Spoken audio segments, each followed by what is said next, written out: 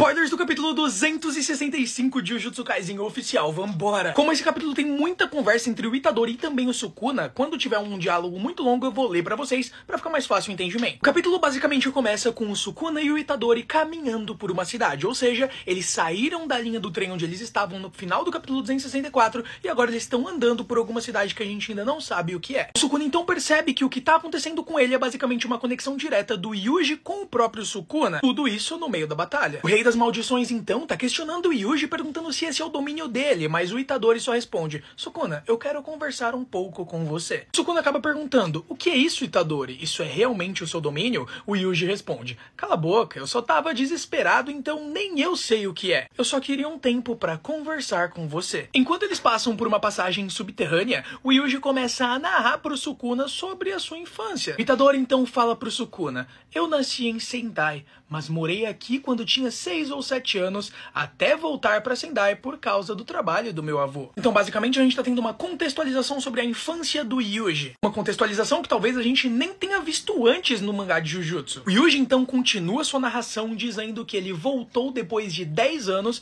pra assistir o funeral de um amigo do seu avô. Ele não diria que houve uma queda enorme na população, mas ainda assim ele ficou muito surpreso. O Yuji então começa a se questionar se aquele amigo do seu avô que perdeu sua vida viria no funeral dele caso seu avô tivesse perdido a vida primeiro. Assim, o Sukuna tá ouvindo e ele tá sem palavras, ele não tem nem o que fazer ali dentro. Ele não sabe o que tá acontecendo, ele não sabe se é um domínio, ele só tá escutando. E eu falei que ia ter muita conversa, então se prepara, curte a vibe. O Itadori então chega até um parque esse que ele brincava muito quando era criança. Ele acrescenta pro Sukuna: todo o equipamento de brincar acabou sumindo, mas eu fiquei com a perna presa no balanço e pensei que fosse perder minha vida. Mas não tem jeito, eu acho. Ele também cita que nesse mesmo parquinho ele acabou perdendo uma slime no meio da areia. Ele chegou em casa com essa slime, tentou lavar na pia da casa dele, mas a slime caiu no ralo e ele acabou chorando. Isso é muito legal porque a gente vê um pouco do lado bem mais humano num geral do nosso feiticeiro. Ao longe os dois começam a ver um monte de flores. O Itadori cita qual é o nome daquela flor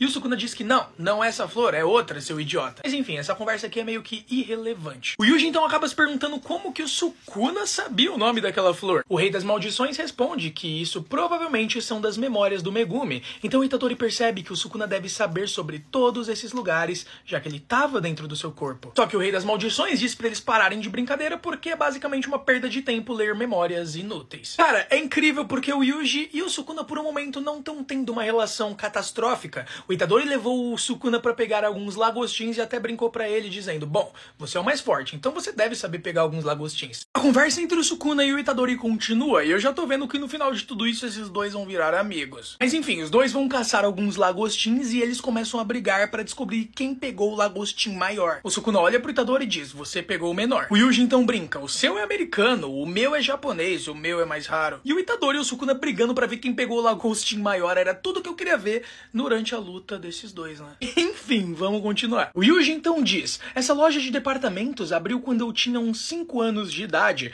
Todas as lojas independentes fecharam graças a ela. Eu tô triste que o bairro comercial tenha fechado, mas eu o perdoei porque há um cinema aqui em cima. Então se tem um cinema, tá tudo certo. Ele continua dizendo que ali é uma zona rural e bem cinzenta, mas se você se afastar um pouco da cidade existe muito verde, então não há com o que se preocupar. Sukuna acrescenta que ele não estava preocupado com nada mesmo desde o começo. Os dois então continuam andando até que o Sukuna e o Itadori se apoiam em uma grade. Na frente dessa grade tem um campo verde de uma distância indescritível. O Itadori até faz um trocadilho que você consegue ver verde até onde os seus olhos não conseguem mais enxergar. E também cita que ele costumava pegar gafanhotos nos campos de arroz quando ele podia. Absorvam muito bem tudo que tá acontecendo nesse capítulo porque eu tenho certeza que isso vai ser único. O Yuji então conta ao Sukuna como era a sua experiência andando de cavalo nesses campos gigantescos e como seu avô costumava levar ele para fazer isso. Logo depois disso, Itadori fala um pouco sobre como o sorvete dali era muito ruim e chama o Sukuna pra uma briguinha de arco e flecha. Tiro ao alvo no caso. Tiro ao alvo começa e é óbvio que quem leva melhor é o Sukuna, porque afinal de contas, atirar com arco e flecha na época dele era muito mais comum. Logo após isso, neve começa a cair do céu. O Itadori então começa a contar como ele adorava tomar café com leite todas as manhãs quando tava gelado. E tipo assim, a ambientação do lugar que eles estavam mudou. literalmente começou a nevar. Se isso não é expansão de domínio do Itadori ou algum tipo de manipulação de memórias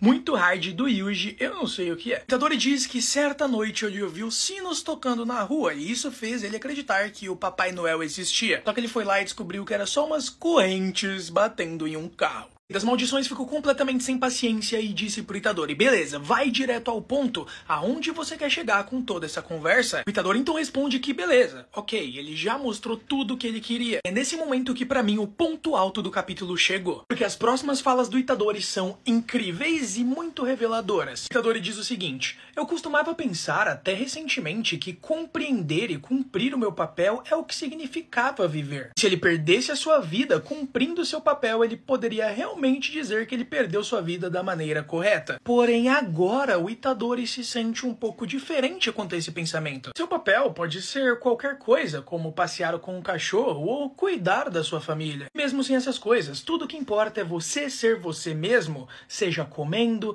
defecando ou dormindo, ou se você tá acamado por alguma doença com a sua vida, não se conectando com ninguém e não deixando nada para trás. Seja você mesmo. Enquanto o Itadori fala isso, a gente tem um painel magnífico da Nobara, do Gojo e também do Shozo. Itadori diz que o valor da vida de uma pessoa está nos fragmentos de memórias que flutuam em algum lugar, mesmo que sejam menores que as memórias que moldam uma pessoa. Ou seja, enquanto o Sukuna lá no início do capítulo diz que as memórias eram descartáveis, não, pro Itadori não é, elas são muito importantes. Lembrando que tudo isso que eu tô falando são as palavras do próprio Itadori pro Sukuna, então eu vou continuar. Não é o problema de como você perde sua vida. Ele, por exemplo, não conseguiria perdoar aqueles que agem como se esse valor de vida não existisse. Sukuna, eu gosto de você, mas os humanos não são ferramentas, então não é como se os nossos papéis já fossem determinados desde o início. Seja bom ou ruim, você não pode realmente dizer se algum deles é verdadeiramente humano. O Itadori continua dizendo: talvez eu seja errado, é por isso que eu queria pelo menos ter certeza de que você sabia disso, Sukuna. Sobre as outras pessoas nas quais você não consegue encontrar valor além de você,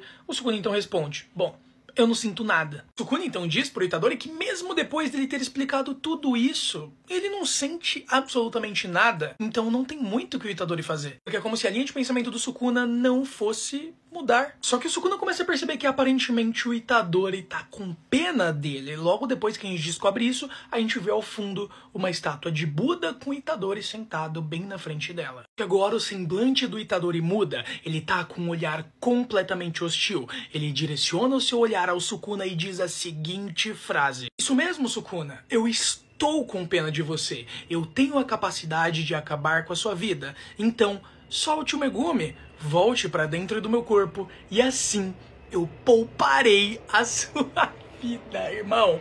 Eu tô arrepiado. Sim, Sukuna, eu tenho dó de você. Eu consigo tirar a sua vida a hora que eu quiser. Então faz o seguinte, libera a alma do Megumi, volta pra dentro do meu corpo que eu vou poupar a sua vida. Essas foram as palavras do Yuji Itadori pro Rei das Maldições, que após ouvir isso ficou completamente enfurecido. O semblante do Sukuna no painel final desse capítulo 265 é completamente maravilhoso. A gente consegue ver o Sukuna com um sorriso, todos os músculos do seu rosto se contraindo de raiva por causa da ameaça do Yuji. Segundo o próprio Rei das Maldições, ele não vai só tirar a vida do Yuji cortando ele com os seus cortes, ele vai tirar a vida de todas as pessoas que ele ama bem na frente dos seus olhos. Esse foi o final do capítulo 265 de Jujutsu Kaisen, que por mais que tenha sido um capítulo cheio de conversas entre o Itadori e também o Sukuna, foi muito interessante para confirmar uma teoria que a fandom de Jujutsu Kaisen já estava trazendo há muito tempo sobre o Yuji ter essa manipulação de memórias. Então agora que a gente viu que o Yuji realmente se importa com o valor das pessoas, se importa com as memórias que elas deixam nas outras pessoas em suas vidas, tá confirmado que basicamente o poder da expansão de domínio dele tem muita coisa a ver com isso. Semana que vem não teremos capítulo, então Jujutsu Kaisen vai entrar em pausa na próxima semana, mas não por causa do Akutami, e sim porque vai ser feriado no Japão. Então, bom descanso, Akutami, tamo junto, obrigado por esse capítulo, e obrigado você que acompanhou até agora. Não sei o horário que você tá vendo isso, de manhã, de tarde ou de noite, mas enfim, o que vocês acharam do capítulo? Comenta aí.